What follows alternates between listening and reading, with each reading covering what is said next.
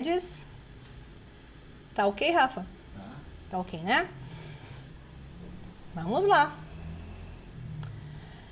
Então, essa é uma parte que fala do ponto ômega, que é um livro da Bella Batrust, que faz um apanhado de várias teorias, que é bem interessante. Ela fez um resumão, puxou várias referências e fez o que se chama de um review, em inglês, uma revisão do conceito.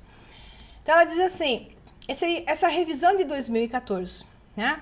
Nós não somos seres humanos tendo uma experiência espiritual, diz Pierre Teilhard de Chardin, o jesuíta.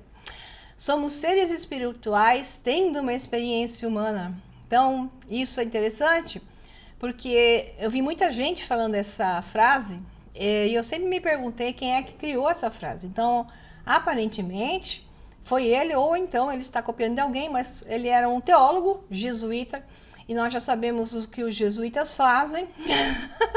Se você me acompanha faz tempo, você já sabe nos webinários e principalmente no curso A Verdadeira História da Humanidade, da onde saíram os jesuítas e qual é o papel deles no mundo.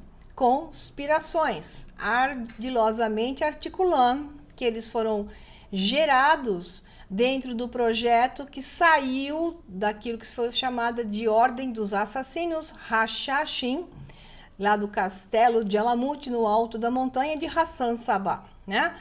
Desse Hassan Sabbah saíram os templários, com o seu treinamento, seguindo as mesmas técnicas, os mesmos padrões, né?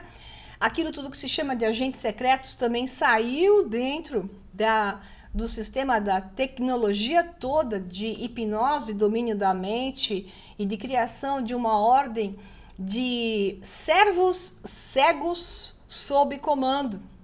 E a questão da insurgência, manipulação de insurgência, de manipulação das massas através da infiltração de agentes.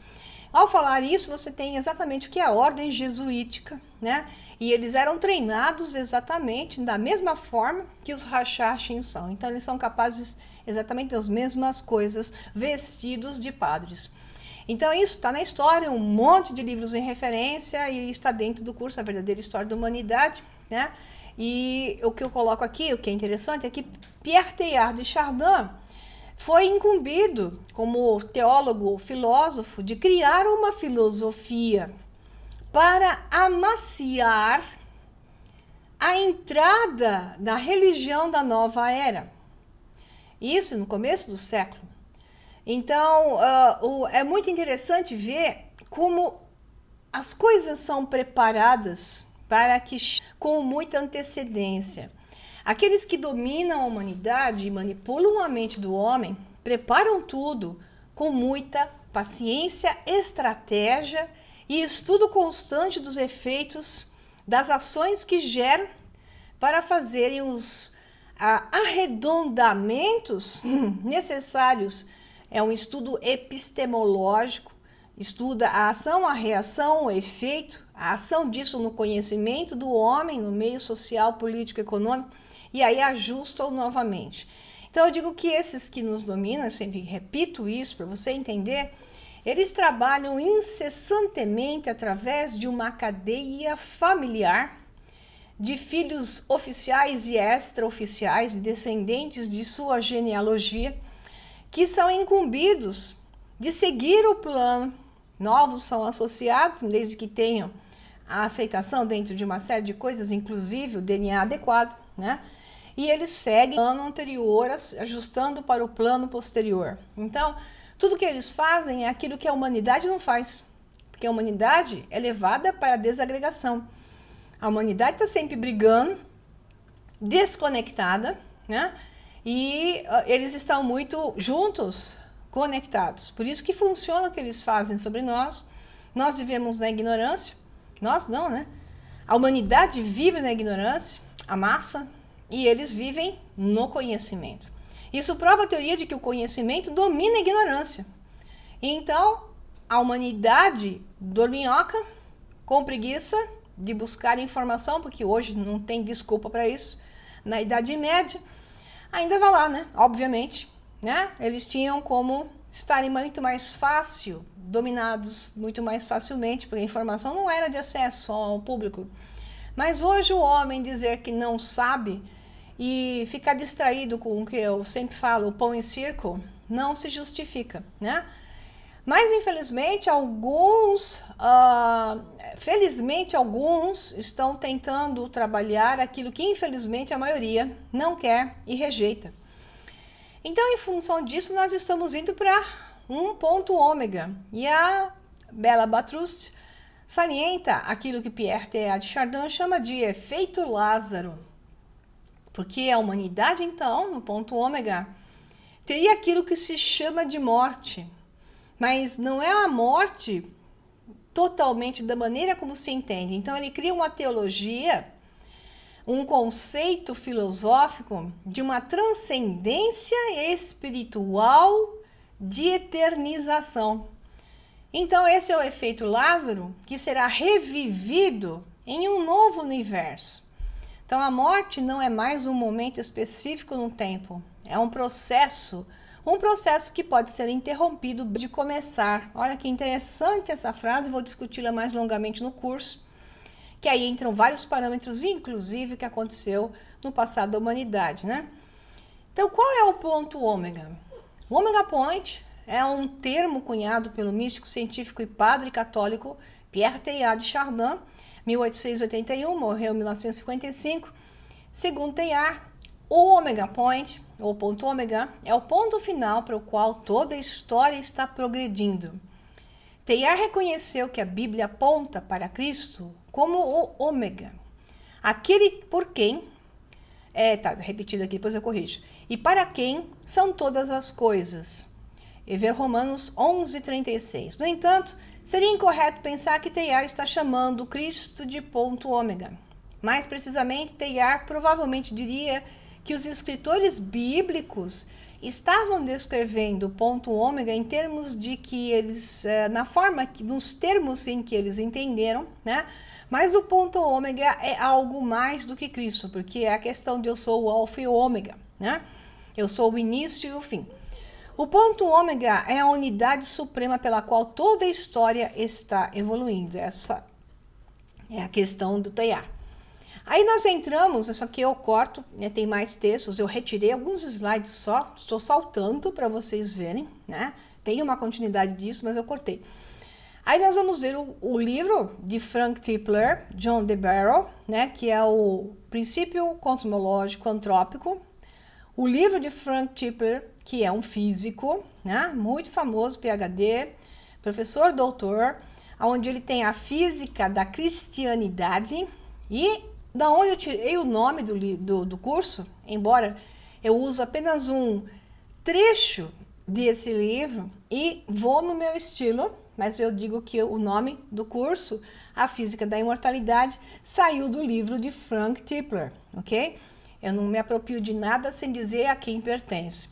Mas o conjunto desse curso, ele vai extremamente além. É apenas o primeiro 1/3 do curso, eu exploro esse foco, associando outras visões, como vocês já viram, e vão ver mais ainda, né? E depois eu entro com a minha ótica, que é a ótica dos Illuminatis pitagóricos, a ótica iluminista, que é necessária para que a mente do homem seja resgatada, tá? Então, segundo Teilhard de Chardin, nós humanos estamos chegando mais perto do ponto ômega, principalmente com a ajuda de computadores e tecnologia relacionada. Sim, o homem vai adormecer a cada vez mais através da tecnologia. Os seus órgãos sensoriais estarão associados a uma imitação sensorial criada pela tecnologia que o fará totalmente fluir dentro de um programa. Sua consciência será projetada no programa e ele viverá dentro desse programa. A questão é o que acontecerá com o seu corpo, e essa é uma longa discussão que nós vamos travar durante o curso, aqui não. Então esse é o passo final antes de que a singularidade ocorra. Singularidade é o ponto de exponencial transformação até que o ponto ômega se manifesta. Então, quando alcançamos ou cruzamos para a singularidade, que será o primeiro e realmente maior passo evolutivo da humanidade, deixamos de ser humanos. Por isso que essa imagem aqui diz tudo. Em um futuro próximo, os computadores ultrapassarão nosso intelecto coletivo e a única maneira de manter nosso lugar no universo será nos fundirmos com eles. Então, quando os transhumanistas falam sobre o ponto ômega, eles se referem ao ponto em que o nosso uso da ciência e da tecnologia melhorará, aspas, nosso estado humano. Essa é a visão transhumanista, não é a minha. Eu estou te dando o texto do livro, te disse qual é o livro, tá? Essa não é a minha visão. Vamos lá. Tornando condições do passado como incapacidade, sofrimento, doença, envelhecimento e até a morte, para, no ponto de vista deles, melhor. Então, esse foi um trecho do livro The Omega Point, da Bella Batrust, né? Aqui estão as referências bibliográficas que estão envolvidas aqui nesse trecho, ok? É desse modelo que eu faço as minhas aulas, quem não conhece, quem nunca viu meus webinários, também não sabia, né? Mas quem vê meus webinários sabe que eu faço isso. Texto, livro, texto do livro, imaculado. Eu não toco no texto, eu não altero o texto, eu leio o texto do livro e eu falo em cima do texto. Eu dou a minha opinião sobre, a minha posição, porque eu estou usando aquele texto. Não quer dizer que eu estou usando o texto porque eu estou a favor dele. Não. Eu uso muitos livros e trechos de livros exatamente para o debate dialético, para eu te mostrar a variabilidade de um conceito, para você fazer um raciocínio. Hoje eu percebi que tem gente que acha que quando eu dou uma referência bibliográfica, eu estou atestando que você deve ler isso do começo até o fim. Não! Não, não, não! Eu uso uma referência bibliográfica para usar o processo comparativo, encontrando uma linha de raciocínio, encontrando a correlação de dados, inclusive o processo do conflito e manipulação. Não vá anotando os livros achando que eu estou dizendo para você ler ele inteiro, se você não tem condição ainda de saber diferenciar o que é positivo como dialética positiva e qual é a dialética negativa dentro daquela construção. Então, o próprio Frank Tipler, que é esse físico, ele é totalmente questionável. Isso eu vou falar no curso. Ele é totalmente trabalhado para fazer o que ele fez. Tem uma lógica no que ele falou, tem um aspecto extremamente positivo e tem um aspecto aterrorador negativo, né? Que se vê que ele está trabalhando em função de algo que lhe foi encomendado. Então essa dialética, essa capacidade de enxergar esses padrões, de filtrar as informações, é o que faz você capaz de encontrar a qualquer coisa e a qualquer um na sua frente e poder lidar com ele sem entrar numa luta de afronta, e sim ser capaz de confronto, que é positivo, e não de afronta, que é negativo, ok? Pode ver que as pessoas que temem são as pessoas que fazem a afronta. Aqueles que não sabem, que vivem no medo, fazem a afronta.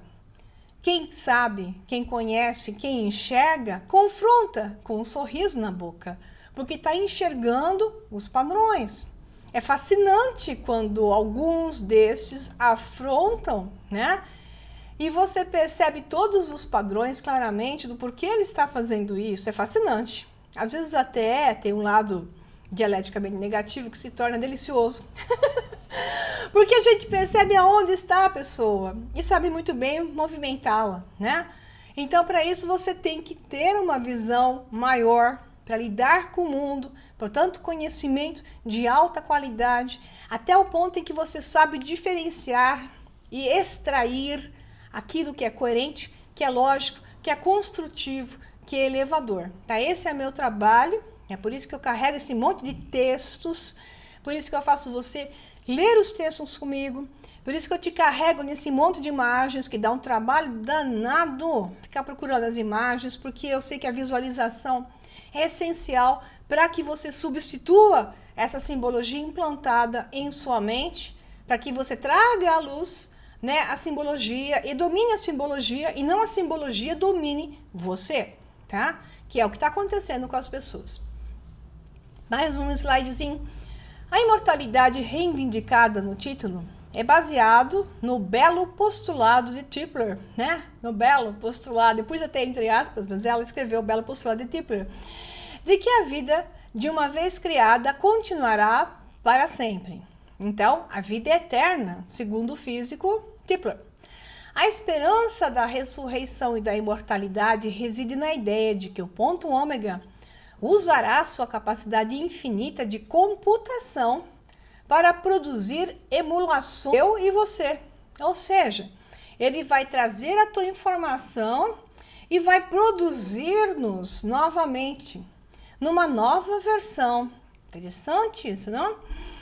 Se somos apenas... Eu vou discutir isso lá melhor, né? Então, no curso eu vou demorar um montão discutindo parte a parte. Né? Aqui eu tô indo mais rápido, tá? Eu demoro, quem é meu aluno sabe que eu demoro em cada slide, né? Se somos apenas programas, isso será suficiente para nos restabelecer a vida. Olha quantos termos que depois eu vou mostrar o misticismo religioso de cada uma dessas frases que um físico cosmológico, do cosmologista, está apresentando, famoso. O livro parece a classe mais alta de ficção científica. A relatividade geral desempenha um papel essencial porque seu espaço infinito de fases impedirá que a história cósmica seja simplesmente uma sequência repetitiva de retornos ao mesmo estado. Esse textinho aqui, esqueci de colocar o slide agora que eu vi. Não, é que eu pulei o slide, Esse texto aqui é da revista New Scientist, é que eu pulei o slide, tá lá já, tá? Eu mostro a capa da New Scientist, onde saiu isso, eu tirei de lá. É uma crítica ao livro do Tipler, né? Então, como todos os cosmólogos quânticos, Tipler é levado a depositar sua fé na interpretação contenciosa. E, na minha opinião, diz o autor do texto do artigo da New Scientist, implausível, de muitos mundos da teoria quântica. Ele apresenta muitas ideias inteligentes para desenvolver seu argumento. Aí eu pulo esse artigo da New Scientist, que eu só pus essa página para você, e vou para um outro livro, né? Porque não é assim que está no curso, já te expliquei. Que eu peguei algumas páginas, alguns slides e juntei para você ter uma ideia de coisas que vão estar lá, porque vai ter muito mais. Aí eu uso esse livro, né? Da graça. A salvação significa a criação curada. Como se a criação, o homem, fosse algo errado. O homem fosse um ser que veio do pecado, né? E que, portanto, tem que ser punido e que tem que, então, ter uma redenção, que necessita uma retificação e que, portanto, tem que haver um salvador e que, portanto, a partir da salvação e da redenção e da retificação ocorrerá uma transcendência. Mas antes disso, ele vai ter que pecar para obter a salvação. Então ele vai ter que morrer no processo do pecado, vai ter que ter uma ressurreição e para isso terá que ter um Deus imanente, um Salvador presente.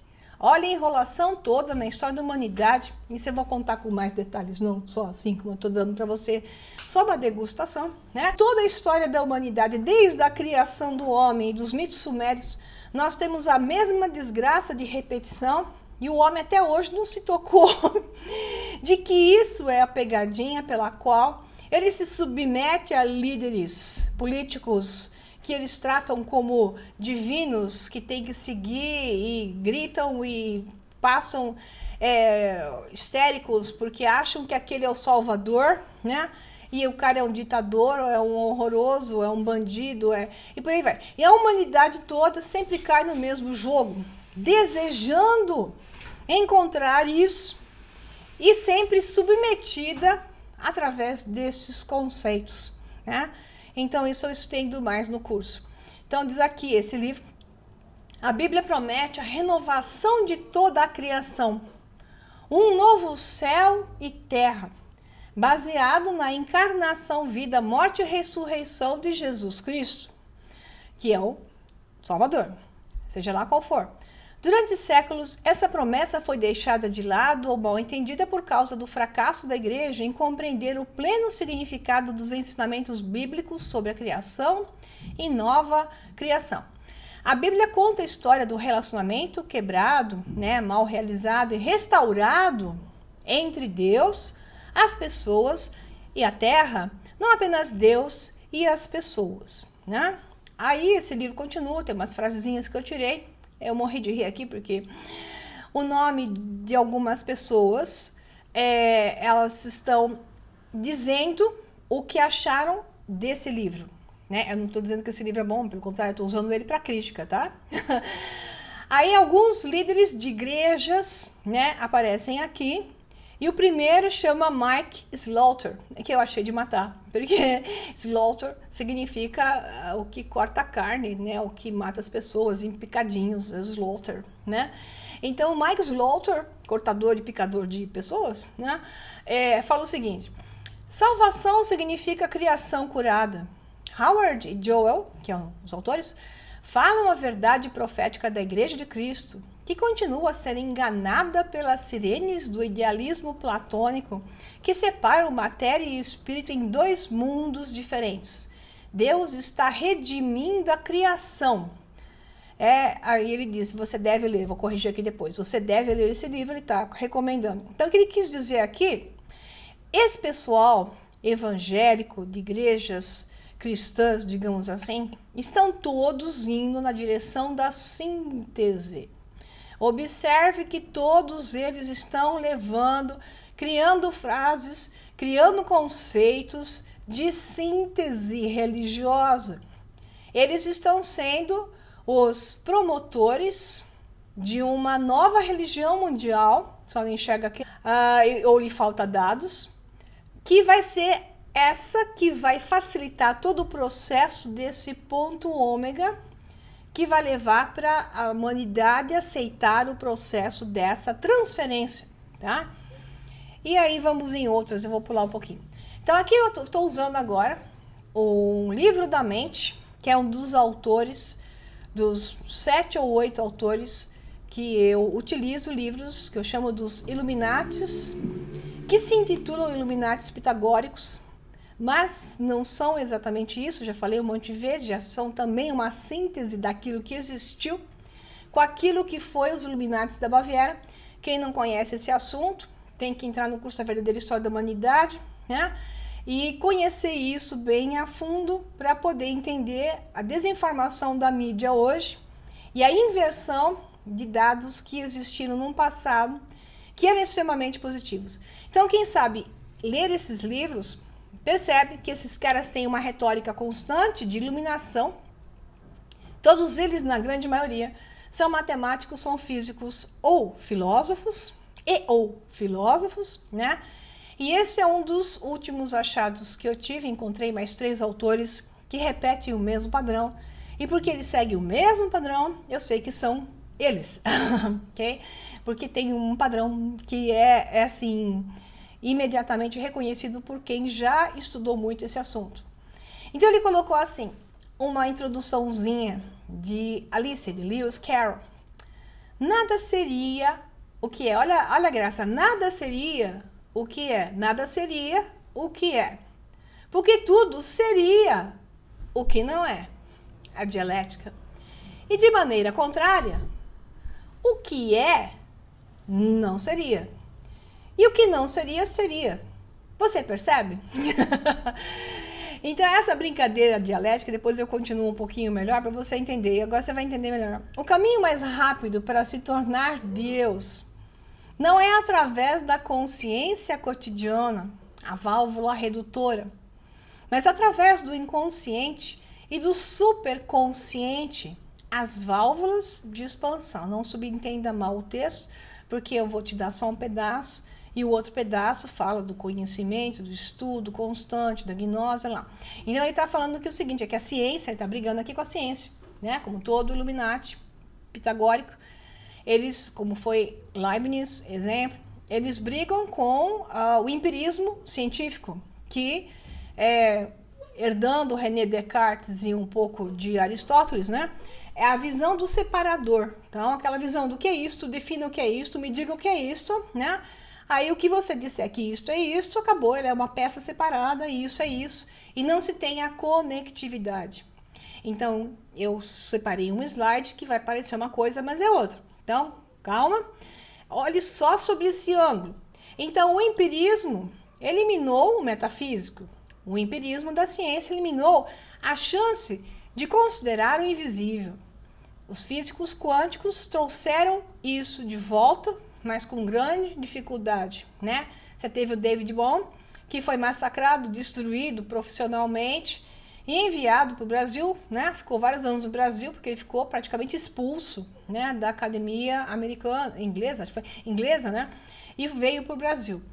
Depois ele voltou e com os anos passando, a física quântica foi sendo reconhecida a partir do momento que ela conseguiu provar, pelo menos uma teoria básica inicial, né, que é a tal da fenda dupla, Double Slit Test, né, que foi o que mais trouxe uma afirmação de que realmente existe algo além do diga-me o que é isto, de Aristóteles, né, e de Descartes, as peças separadas. Então essa visão como um todo leva o fato de que, então, nós nos desconectamos para nos tornarmos parcialmente racionais, mas idealistas, porque isso é um ideal, né? Então, faltou aquela visão da conectividade, que era o metafísico, mas o metafísico separado, sem o racional, também não dá. É por isso que eu falo método de integração. Quando alguém chega para mim e fala, eu sou espiritualista, eu arrepio. Porque eu estou me espiritualizando, eu estou arrepiando com você. Porque significa que você está indo para um lado, desequilibrando o outro, né? O equilíbrio está, e é isso que os iluminatis pitagóricos constantemente falam, desde principalmente Leibniz. O equilíbrio está nos dois lados. Você ser primeiro racional é fundamental, para então, através da racionalidade, conectar-se metafisicamente, trazer realmente a conectividade. Então, a sua mente tem que ser preparada para você poder andar neste lugar, neste ambiente, conhecer o chão onde você pisa, como esse chão funciona, como o horizonte funciona, como as coisas funcionam aqui. A partir do momento em que eu enxergo essa realidade, estou dono desta realidade, eu sei lidar com ela, sou capaz de caminhar por ela, eu a racionalizo, eu estou pronto, agora sim, para lidar com o metafísico. Toda vez que se faz o contrário, você tem um bando de esquizofrênicos, de gente que abre uma igreja, que quer virar guru dos outros, que acha que é o dono da cocada, e no final o papel é sempre o mesmo. É uma turma escravizada seguindo um louco, tá? Então a única maneira de você sair disso é primeiro racionalizar-se. Aí sim, quando sua mente atingiu este estágio, você pode e deve, é isso que eles estão falando, você vai entender no curso melhor, porque aqui é só 1 ou 2 slides, abrir a sua conectividade, porque agora tudo que você conectar, você vai racionalizar ontologicamente, trazendo para o real, tornando útil, tornando lógico. E aí você se torna um gigante verdadeiro, né? Porque essa conectividade te torna um gigante. Então agora te falta só mais uma coisa, resgatar a fé que você tem que jogar fora do primeiro estágio. Resgatando a fé que você jogou fora pela racionalidade, entrando nessa capacidade de traduzir o metafísico e acopla a fé atrás da razão, agora sim você é um gigante, tá? E esta mente nunca será uma mente religiosa, esta mente nunca será uma mente de mitos, esta mente será uma mente de logos. Então é esse o trabalho que eu proponho para os meus alunos chegarem nesse processo. Vamos andar um pouquinho mais aqui. A tarefa, então, vou falar de novo, é ter melhor contato com o que está abaixo, o que está acima da mente consciente e aproveitar melhor a sua energia e poder, né? Esse contato tem que ser duplo. Temos, de certo modo, um eu inconsciente, um eu consciente e um eu superconsciente. Segundo a ciência, você não é mais do que uma pequena mente, um cérebro limitado em um corpo limitado, e sua mente como ele resulta de átomos que não têm nenhuma conexão intrínseca com você. Eles vieram, segundo a ciência, aleatoriamente da comida e da bebida que sua mãe consumiu e depois da comida e bebida que você consumiu desde então. Quando você morre, alguns dos átomos do seu corpo acabarão por chegar aos corpos de outras pessoas. Aí ele diz, e se sua mente não tiver nada a ver com átomos de comida e for feita de átomos leves, fótons? Nesse caso, sua mente seria sem massa, porque o fóton é uma partícula sem massa, né? E imaterial. O que é sem massa, pessoal? Lembra da equação de Einstein, E igual a mc ao quadrado, E igual a massa vezes aceleração da luz ao quadrado. Portanto, a massa é a energia dividida pela aceleração da luz ao quadrado. Portanto, massa é uma fração energética. Então, o fóton é energia, o fóton é informação. O fóton carrega a informação. Quando a pessoa tem mais informação dentro dela, mais conhecimento, ela se carrega de fótons. Este é o mecanismo que te leva a estado totalmente ilusório, enganador da Kundalini, que é enganação danada, tá? Então, o estado de ascensão de consciência não é uma coisa de uma cobrinha que sobe pela sua coluna vertebral e estou iluminado porque eu fiquei em cima da montanha fazendo não ajudei ninguém, nunca me importei com ninguém, fiquei em cima da montanha fazendo e me iluminei. Não, a forma de você se iluminar é realmente conhecer esse diálogo na fisicalidade. Ser capaz de lidar com a fisicalidade, vencer o desafio da fisicalidade, entender o porquê das coisas, né? E com esta mente cheia de fótons, aí sim se acende o seu fósforo interior e sim começa um processo que não acaba nunca. Não pensa que você acabou o serviço na hora que acendeu. Você só começou o serviço. O estágio é interminável, é um processo que não acaba nunca, portanto pode começar a trabalhar e para de cochilar. Porque é um processo eterno, tá? Não tem aquela coisinha, pulei a fogueira, sou iluminado, uhul! Entrei num grupo de WhatsApp legal, agora eu sou iluminado. Não, tô desperto. Não, você não tá desperto porque você entrou no grupo de WhatsApp, tá? Você vai estar despertando. Esse é um processo de despertar eterno, porque é um processo de ascender, iluminar-se, carregar-se com maior energia. Os fótons vão te carregar com maior energia, atingindo maiores frequências, maiores amplitudes, maiores conectividades, tá? Então, sua mente é de fato uma singularidade de frequência, não uma estrutura de espaço-tempo. Ela sobrevive à morte, porque a mente é imortal. Ela sobrevive à morte do seu corpo, porque a informação, tudo aquilo que você compreendeu através de um programa, que é esse veículo físico limitador, que te propicia a honra de estar jogando um jogo especialmente desenhado para você. Então, você não está aprisionado aqui. Você tem um sistema que foi desenhado especificamente para que você jogue um jogo, que é um jogo virtual no universo simulado. E o objetivo desse jogo virtual, desse universo simulado, é você dominar esse jogo.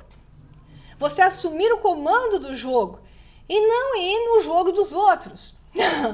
Dormir no ponto e ser arrastado pelo jogo que os outros estão fazendo, que é o que está acontecendo com a humanidade dormicida, indo para o ponto ômega deles, e você tinha que estar criando o seu ponto ômega de ascensão da consciência, de domínio do jogo, e as pessoas estão caindo no jogo deles, que é o jogo da queda, da perda da memória, da entrada no jogo desenhado por eles, não por você, e a perda total da sua consciência, daquilo que você é, da correlação, da conectividade maior.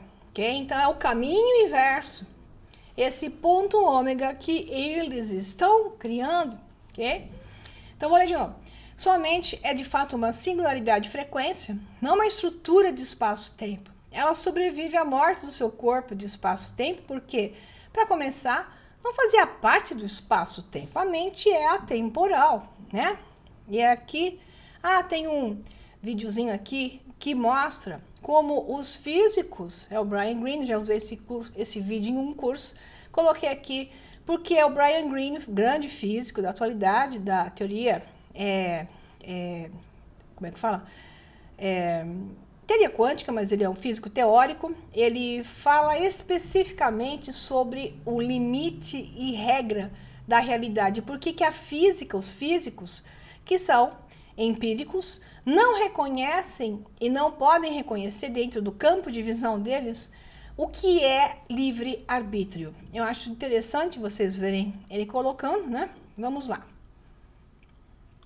When we look at the laws of physics and we try to find free will, we don't see it.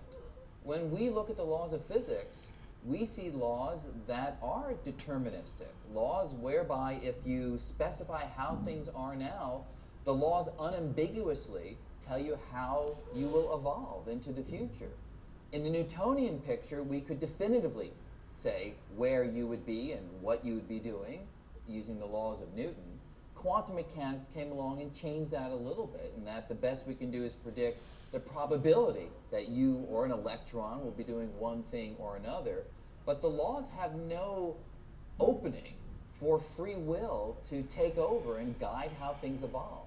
So as far as we can tell, based on our understanding today, free will is a very useful feature to buy into, but it's probably illusory. É interessante, vocês conseguiram ver direitinho? Você vê que a física teórica ou não, eles avaliam aquilo que é mensurável.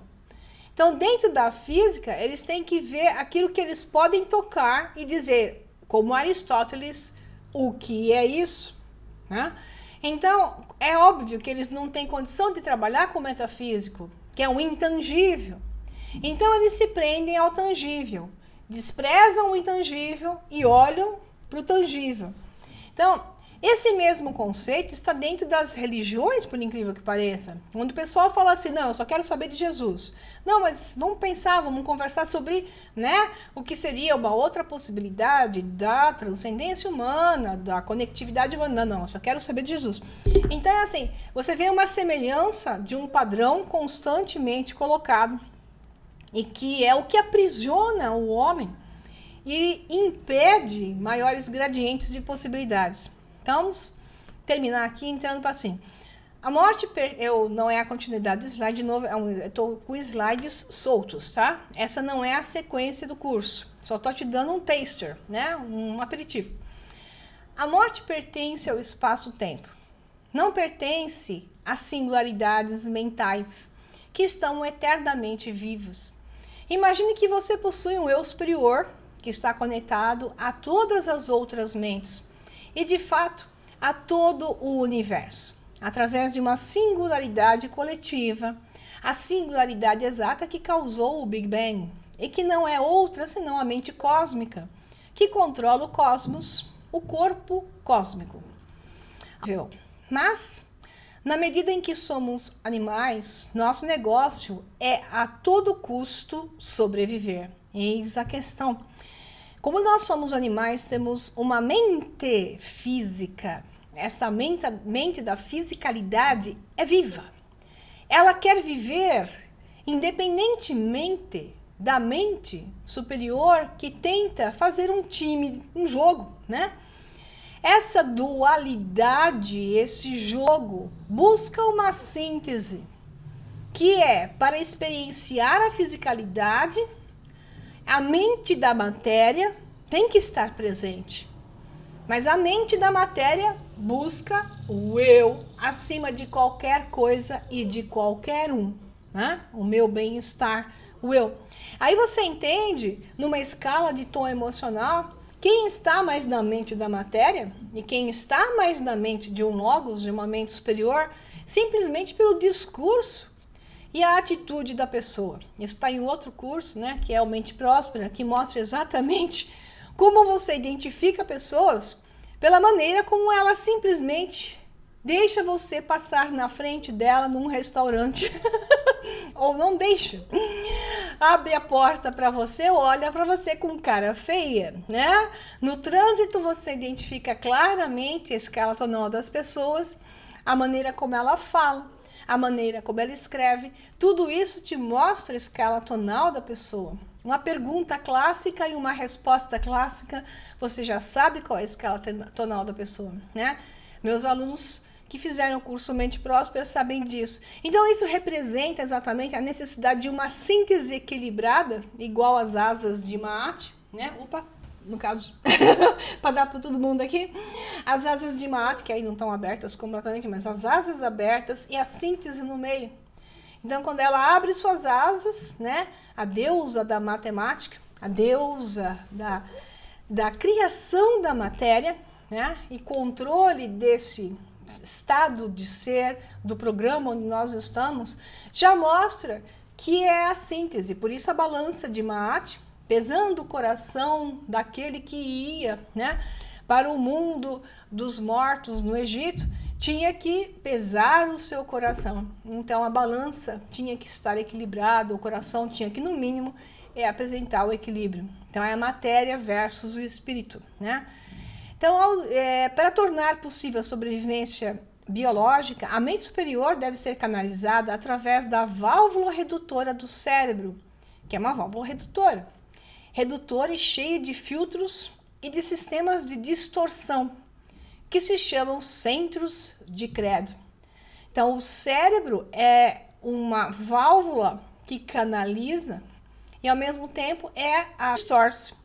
Então, aquilo que você tem dentro de você fará com que você veja mais gradientes de informação ou menos gradientes de informação em função daquilo que você engoliu ao longo da sua vida. Então, o que sai do outro lado é um mísero fio do tipo de consciência que nos ajudará a permanecer vivos na superfície desse planeta em particular. Então, não confunda esse fio com a realidade suprema. Isso é o que os cientistas fazem. Eles são ateus e nihilistas que rejeitam o racionalismo em favor do empirismo. Essa questão do racionalismo e empirismo, isso eu falo longamente, muito bem desenvolvido no curso A Chave do Universo, que é fundamental para aqueles que querem, de fato, trabalhar a sua mente e entender qual é a diferença daquele que sabe e trabalha para o equilíbrio do ser e daquele que está preso à raiz dessa mente da matéria e vive culpando o outro lá fora de tudo o que lhe acontece e chamando um outro lá de cima para ver se ele salva. A questão é que o outro lá de cima está conectado com ele e ele não precisa baixar. O outro lá de cima precisa apenas poder trabalhar com ele, mas ele não quer. Ele quer ficar conectado com a mente da matéria, criticando, justificando e ficar sentado esperando que alguém faça o serviço que ele é que tem que fazer, ok? Só mais uma aguinha, peraí. Muito bem. Então, para expandir a sua mente, para desfrutar de uma torrente de consciência, o pessoal do Instagram caiu, passou de 1 hora de explica. Você deve ir além dos seus sentidos e além da ciência. O que está além da ciência é para a maioria da humanidade lançada em termos de rabiscos, simplistas, fé, misticismo, religião dominante, espiritualidade, Deus, consciência cósmica, o caminho, que é o tal, né? A não dualidade ou qualquer outra coisa. Muitas pessoas procuram alcançar o além através da meditação, embora não saibam explicar como a meditação poderia revelar a natureza autêntica da mente. A grande maioria foge da realidade, buscando alternativas espiritualistas, né?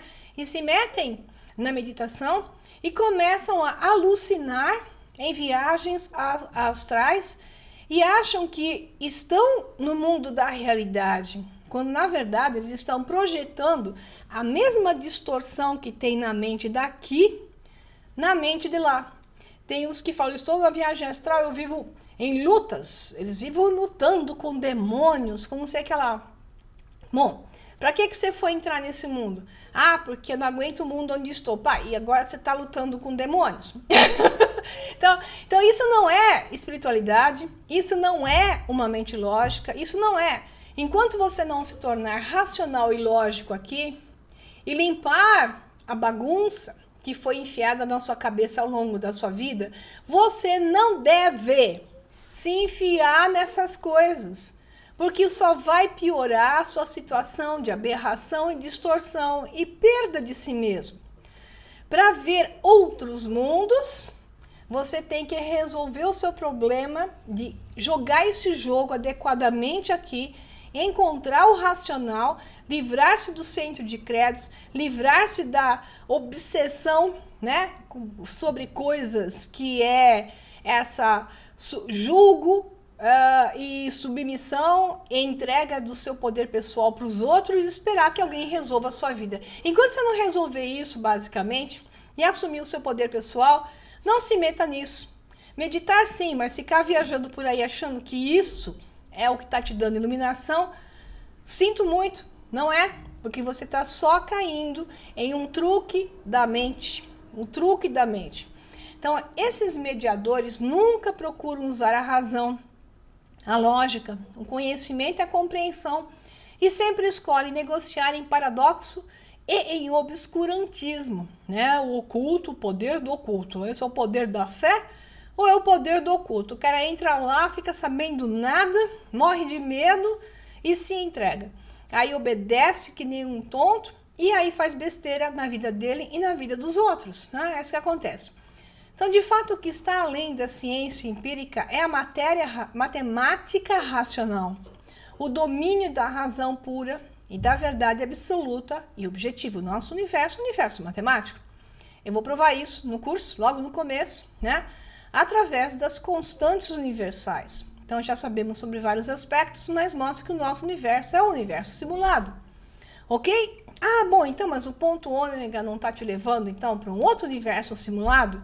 Sim, mas não é o teu. Não é o teu, é o deles. Tá? E o teu trabalho aqui é criar o seu próprio universo. O teu trabalho aqui é se tornar Deus no seu próprio universo, né? Então, isso é exatamente o que 99% da humanidade nunca entendeu.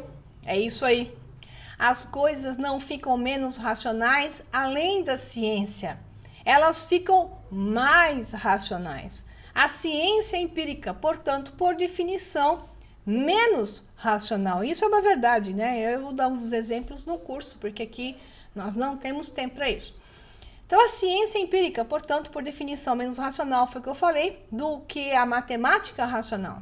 Você expande a sua mente através do conhecimento universal e impessoal, racionalismo. Não através de experiências pessoais e específicas, empirismo. Então, quando se fala da matemática, do universo matemático, que é esse universo simulado, o universo de Maat, né? É exatamente a mente. O que é essa matemática que nós estamos falando? Nós já vou entrar no curso, já mostrando uma imagem a respeito disso, né?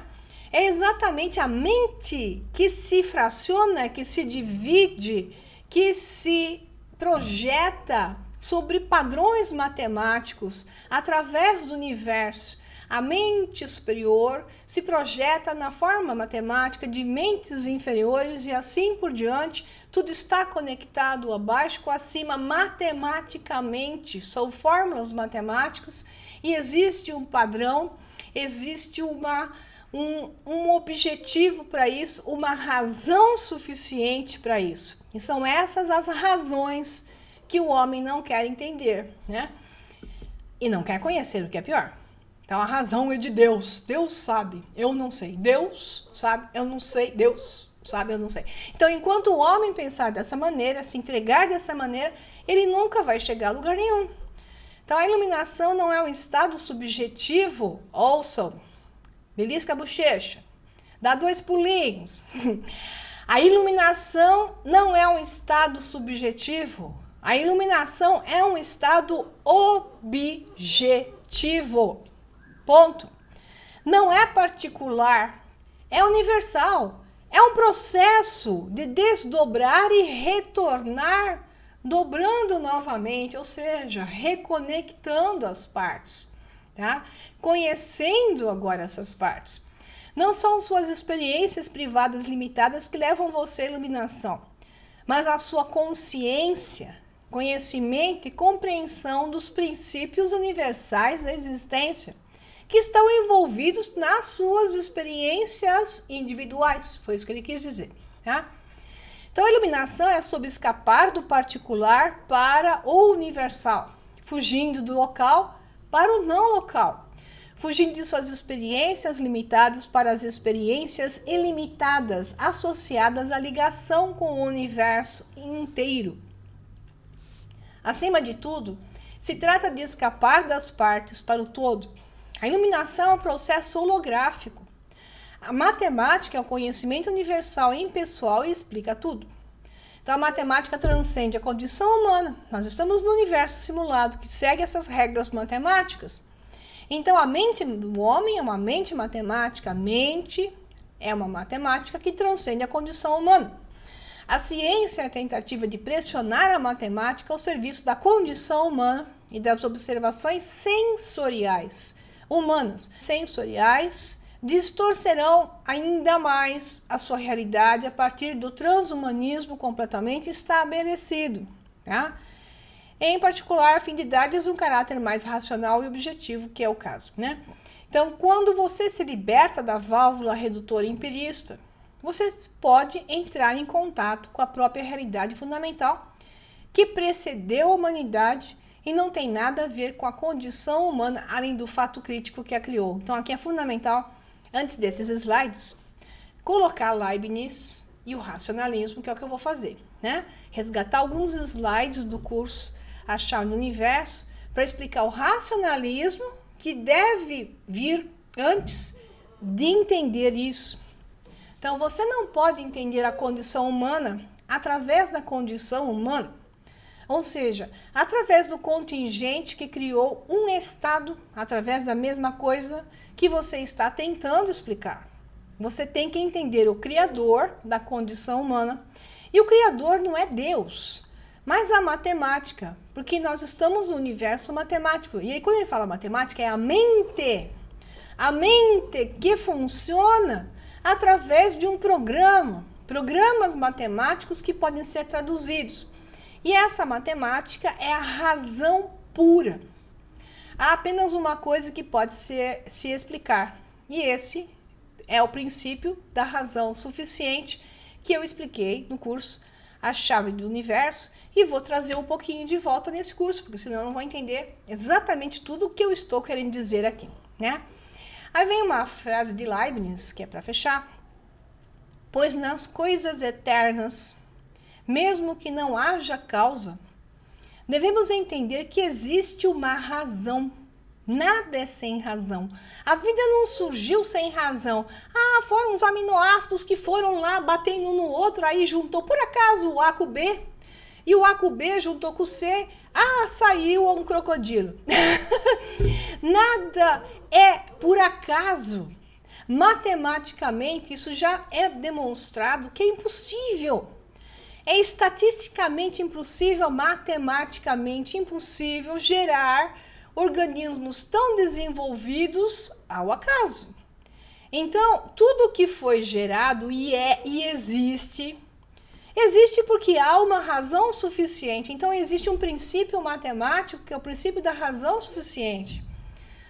Nas coisas que persistem, a razão é a própria natureza ou essência. Tudo que persiste é porque existe uma razão.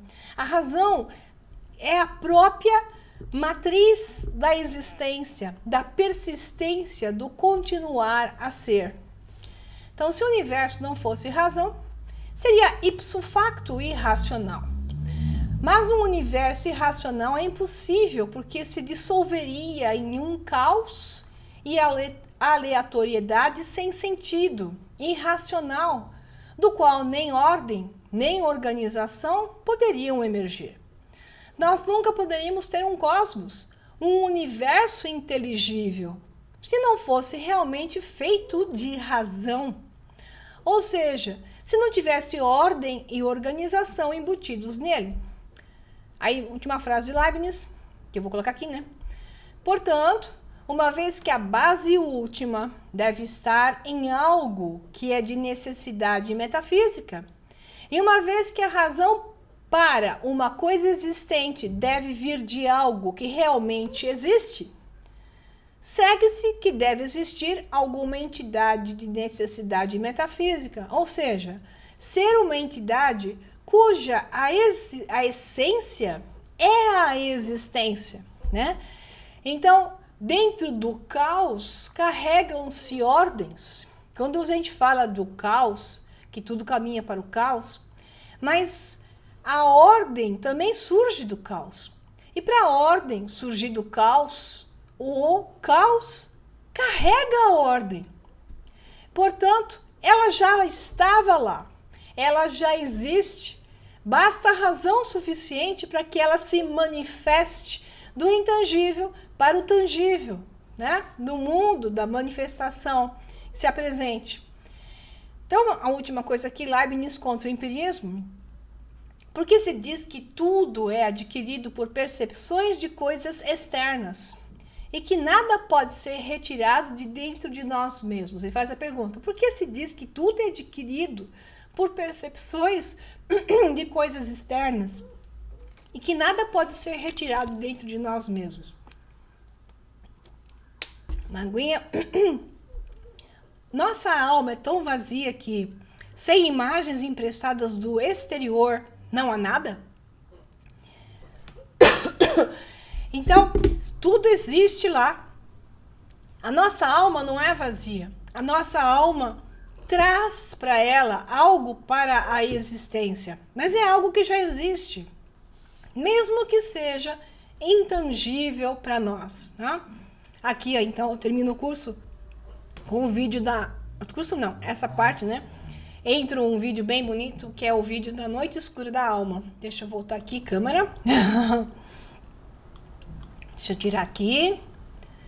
E aí, é um vídeo que o Rafael fez lindíssimo, vocês vão adorar, tá? Deixa eu ver a pergunta de vocês aqui. São os pelinhos dos gatos. É isso que dá ter tanto pelinho de gato aqui. Vocês estão me enxergando, pessoal? Ah, tá. Ok. Deixa eu ver perguntas de vocês agora. Paulinho Souto Maior. Muito obrigada. Eu tenho uma alergia de pelo de gato. Eu tenho 5 gatos, é um terror. Mas eu amo. Mas eu tô falando com vocês, eu tô engolindo pelo. Estão tudo aqui do meu lado. E quando não estão do lado da mesa, né? Então eu tô engolindo pelo. Elaine, querida, a única coisa que precede o universo é a razão, exato, né? Deixa eu ver aqui o que vocês estão falando. Isso tem a ver com a sequência de Fibonacci? A sequência de Fibonacci está ligada com o que se chama de a beleza, que é a estética. Existe uma estética que matematicamente é calculada no universo através daquilo que são os números irracionais. Então, o número de ouro é um número irracional. E são números que tendem ao infinito. Então, todo o universo é carregado por constantes, baseadas em números irracionais, como é que sai da sequência de Fibonacci, que rege a estética da beleza divina, da beleza harmônica das formas. E essas constantes são números irracionais, chamados de números infinitos. Né? Os gregos tiveram, quando descobriram os números infinitos, os chamaram de irracionais, porque eles não conseguiam explicar como é que o número não acabava, né? E esse número está ligado exatamente ao princípio holográfico do universo. Eles não tinham descoberto ainda o que é a holografia, né? Na Grécia Antiga, 600 anos antes de Cristo, 500 anos. Então, eles não conseguiam explicar que o princípio holográfico está ligado a esses números também, que é o holográfico das formas que se repetem. Pode ver que a sequência Fibonacci está ligada a fractais, né? E por aí vai. Não dá para falar horas sobre essas coisas, mas... Wagner Félix, harp, um tipo de animal, um pássaro mitológico? Sei lá o que você está falando. Deixa eu ver aqui. Isso tem a ver com a... Blá, blá, falei, ok, deixa eu pular aqui. Árpia. Valeu, Daisy Canela. Gostei de você. Deixa eu ver aqui. Valéria Vieira, socorro, é tanta informação que eu nem sou capaz de formular alguma pergunta. Valéria, é que eu tô te dando amostras. Quando eu soltar tudo na minha famosa sequência de uma coisa depois da outra, depois da outra, depois da outra, amarrando tudo, voltando e carregando de volta, como eu costumo fazer, meu método de ensino é: eu dou uma coisa que cresce a partir da outra, que cresce a partir da outra, é uma coisa entrópica. Eu te dou entropia nos meus cursos, né? Que é uma coisa depois da outra, num processo de expansão lógico. Depois eu volto resgatando tudo e expandindo novamente. Esse processo de ensino, que é meu, né? É um processo de iluminação que faz com que você venha junto comigo, mas não vai me pular as aulas, né? Não vai ficar pulando, eu não gostei do título dessa, eu vou pular para... Não faça isso, porque você quebra a sequência entrópica do processo de um fluxo de conhecimento. Então, o que você teve aqui é uma amostra que não está com o fluxo que eu coloco nas aulas. Portanto, você vai ter essa sequência ao longo de 8 a 10 horas e siga a minha ordem com paz, determinação e foco, que você vai entender tudo e quando retornar do final para o começo, você vai entender muito mais. E cada vez que você voltar no curso do final para o começo, você vai entender mais, porque é um processo que vai abrindo a sua mente para carregar de mais e mais coisas, ok? Não se preocupe com isso.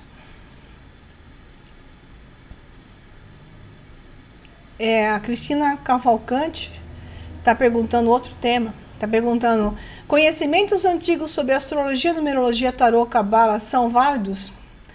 Eu vou te dar a resposta a partir do biocentrismo. Agora eu vou te quebrar as pernas. Vamos lá.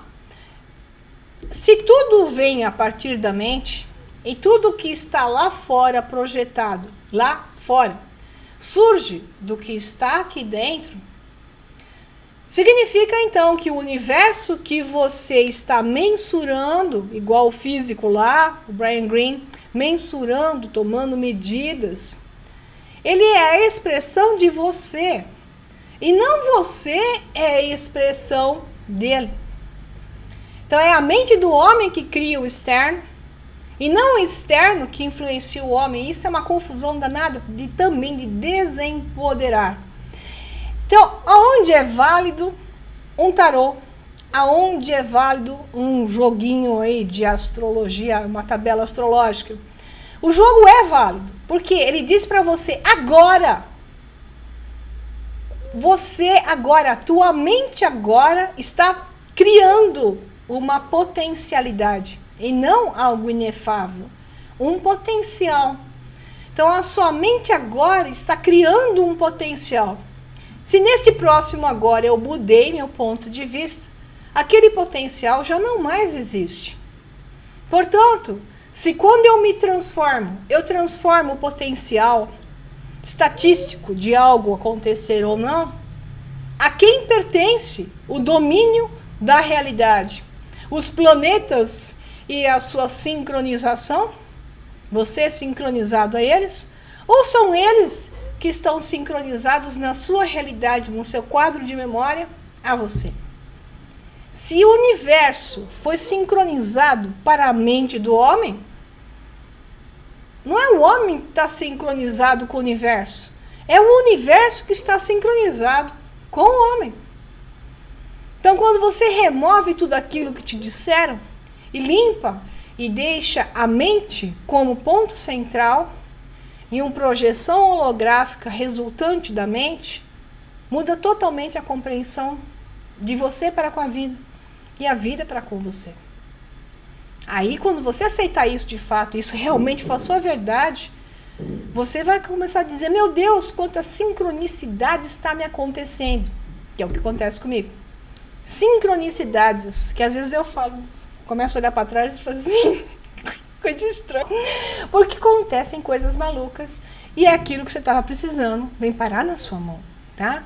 Então isso tudo vai acontecendo por causa que você assume o seu poder pessoal. Você foi doutrinado para enxergar o contrário. A dialética que te foi colocada é uma dialética negativa e inversiva. A dialética que você tem que aprender é a dialética positiva, ok? Do poder pessoal. Obrigada, Adriana. Ana Paula, Ana Biofoz. É verdade. Tá bom, é verdade. Wagner Félix, temos que entrar em sua ressonância, na sua mesma frequência, passo a passo, né? Acho que você tem que entrar na sua ressonância, né? E essa sua ressonância vai ressonar junto com a minha. E nós entraremos numa terceira fase, que é as nossas ressonâncias criar a síntese, né? Aí alguém perguntou o que seria o desperto. Eu acho que eu respondi isso logo no começo do webinário. E você tem que voltar ao vídeo, né? Deixa eu ver aqui. Marise Carvalho. Pegando carona nessa resposta, muito do que você falou hoje aprendi em um curso de tarô egípcio, tarô terapêutico, que não é... Na verdade, tem vários tarólogos já falando isso, sim. E até vi gente falando na área astrológica dessa forma também. A mentalidade está mudando, sim, né? Daqueles que têm já uma compreensão maior. Você tem razão, né? Deixa eu ver aqui. Vixe, deixa eu ver aqui. Muito obrigada, Santos Talmor.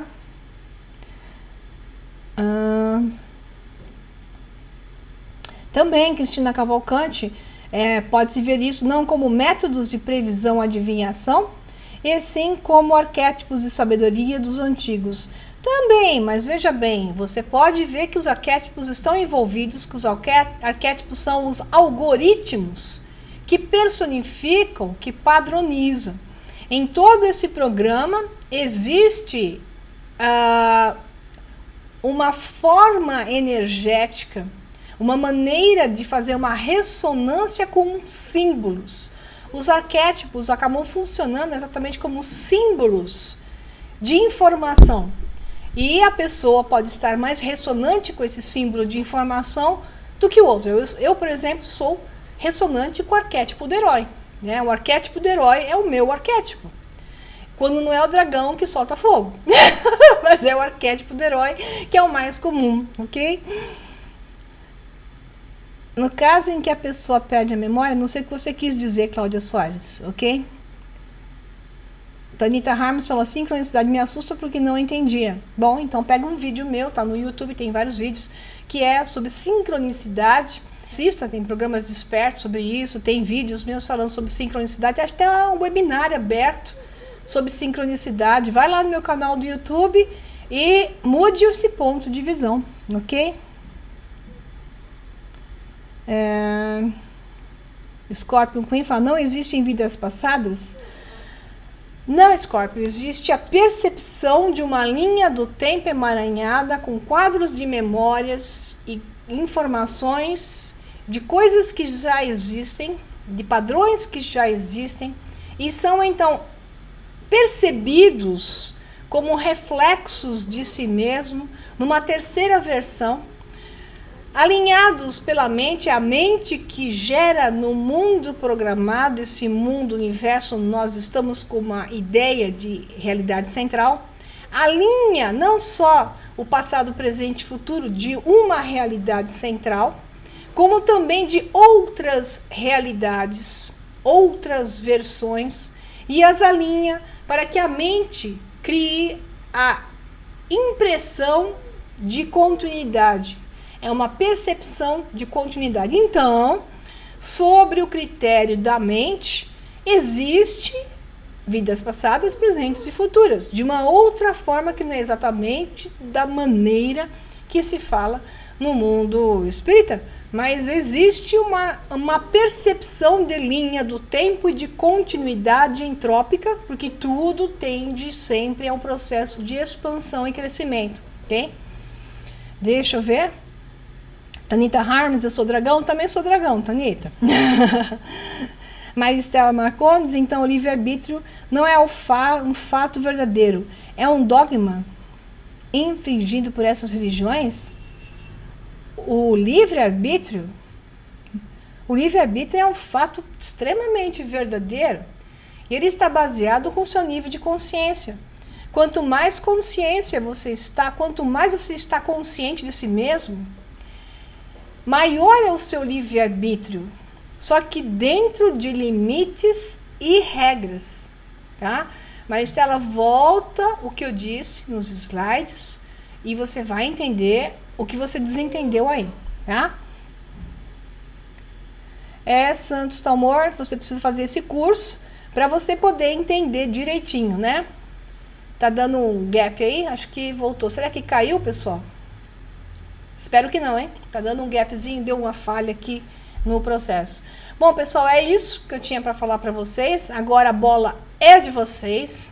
Entrem no grupo de WhatsApp, debaixo da descrição do vídeo, quem não entrou ainda. Amanhã vai ter um videozinho meu informando todo o desconto que vocês vão ter nesse curso maravilhoso, né? Essa física da imortalidade, a nova cosmologia. Percam, é um curso fantástico, né? Quanto mais vocês adicionarem a outros, mais verão. Mas quem é novo, comece por esse, vai doer o seu cérebro, mas fará um grande benefício para o seu ser. Aí você vai ter outros para continuar e vai adicionar cada vez mais em sua mente uma grande compreensão, e o que vai gerar em você uma grande libertação e um fluxo de energia e poder muito maior, ok? Então eu falo com vocês amanhã no grupo de WhatsApp, ok? Nos grupos de WhatsApp, que são vários grupos, tem muita gente lá, né? Tô ficando doida para responder as perguntas, não tô dando conta. Então amanhã a gente libera já a informação, grande desconto, não perca esse descontão, que depois disso, esse curso, depois de terminado e depois dessa campanha, ele volta para o preço normal, tá? E quando eu lanço, vocês têm essa chance de conseguir o curso com desconto, mas só é possível se você entrar no grupo de WhatsApp que está debaixo da descrição, ok? Então, um abraço para vocês, pessoal. Obrigado por terem ficado comigo, tá? Obrigada por estarem me acompanhando esses dias. Eu encerro agora, né, essa série de webinários sobre a física da imortalidade. O curso agora vai ser gravado, preparado. E um abração para vocês e siga determinado no caminho de mudar esse jogo no qual você é um escravo de tudo e escravo de si mesmo, porque esses conceitos fazem com que você escravize a você mesmo, ok? Um abraço, pessoal. Muito obrigada e até amanhã no grupo de